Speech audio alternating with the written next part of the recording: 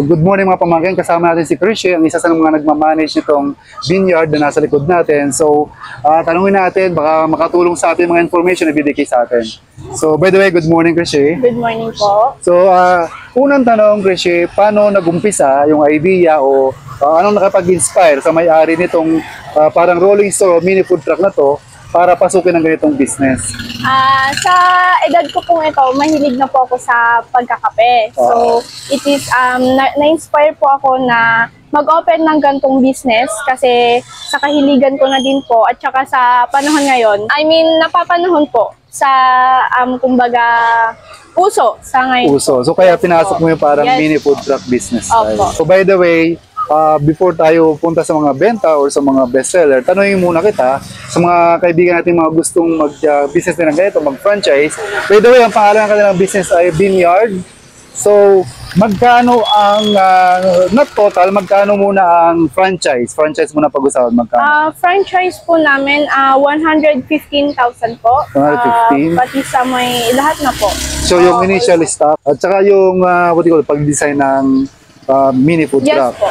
At the same time, magkano naman yung motor? Di ba parang separate ata yung investment sa motor, no? 100 po. 100,000, sir. So, total, 100,000 yung motor, which is 3 wheels na Rusi, and 115 yung franchise, kasama na yung sila na nag-design ng mini food truck, yung Vineyard na rin. Yes po. Kasama na initial stocks. Yes po. And now, ang question ko is, ano naman yung isa sa mga best sellers mo dito? Madami pong bestseller po ng ating Vineyard po. Most of all po sa ice milk latte po, ang pinaka bestseller po namin doon ay ang milky strawberry po. Then sa may Sa ice coffee naman. ice coffee series, sir, ang pinaka bestseller po namin, salted caramel tsaka caramel macchiato po. Caramel macchiato. Yes. Favorite ko yung caramel macchiato. Later on, titikman natin. And then, one more thing is, ang age group or mga anong edad ba yung usually karamihang customer nyo? Siyempre, ang customer nyo naman, from bata hanggang matanda, Yes. pero ano yung pinaka-age group na marami talaga nagpo-purchase o bumibili? Based sa araw-araw po na namin, nasa mga lang po, mga most of all college student po, gano'n. So, mga, Gen Z. Yes. Gen Z. So, pag ang mga iced coffee, siguro mga adult na or mga 20 and Opo. Above po. So, yun, mga ganitong business, ang target talaga, ang mga maraming customers are mostly Gen Z, yung mga edad na college and below or mga 22 and below, something like that. So, yun, ngayon, isang importanteng question naman, which is, hopefully, masagot mo in front of the camera, in a good day, ilang cups or average ng ilang cup ang nabibenta mo ng beverages, ilang cup yung nauubos? Actually po, depende po. Kasi kapag may occasion po sa buong bayan po, nakaka 300 cups po kami. Okay. Then if irregular day lang po, pag ganitong oras lang po, mga nasa 150 to 200 cups lang naman po So yung pag in a regular good day na walang occasions, Yes. 200 cups. Wow, ang ganda naman ng bentang yun. And then kapag maganda, may celebration o may occasions, for example, mga night market or may activity dito sa munisipyo, Yes. umaabot ng mga 300 cups. Yes po. Now, ang tanong ko sa iyo, Krishy, right? Krishy. Yes. Umaabot naman ng, para sa magka-idea yung ating mga nanonood na para baka gusto nila mag-business, umaabot ng magkano ang benta in a good day pag may okasyon? In a good day po, 15K po. 15K, 15K. wow!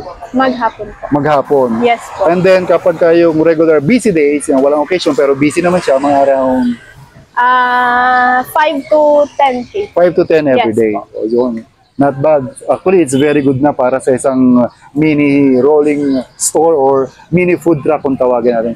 By the way, thank you very much, Krishy.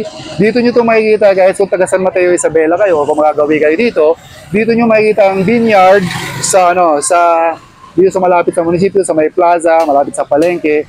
By the way, ang Vineyard is ang main company niya is from where? Tuguegarao, sir.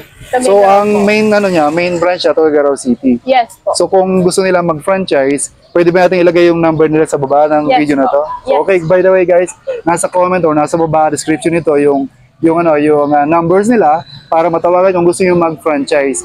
Ang main office nila o main branch nila, Tuguegarao City. So kung taga Norte kayo, dito especially Region 2, right? Region 2 or sa mga Ilocano area kayo, ito magandang opportunity. Nagpa-franchise sila. Siyempre, bawat bayan, meron kayong meron conditions yan siyempre. Hindi pwedeng magkakatabi kayo, of course, para kumita ng pare-parehas.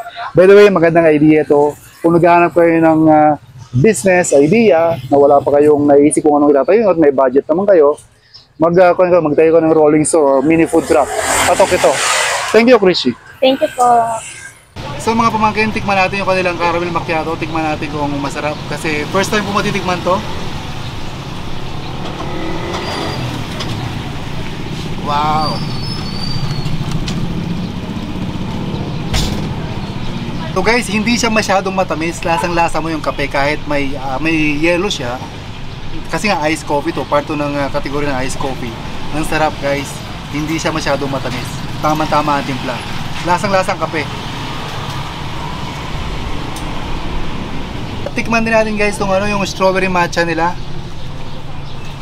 Tingnan natin kung talagang may Japanese flavor yung kanyang matcha.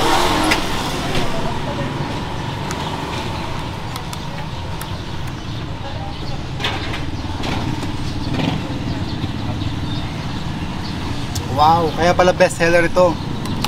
Ang sarap. Yung mix, yung pagkahalo ng lasa ng strawberry at saka ng matcha. Malalasahan mo parehas. Dito lang yan sa Vineyard, San Mateo.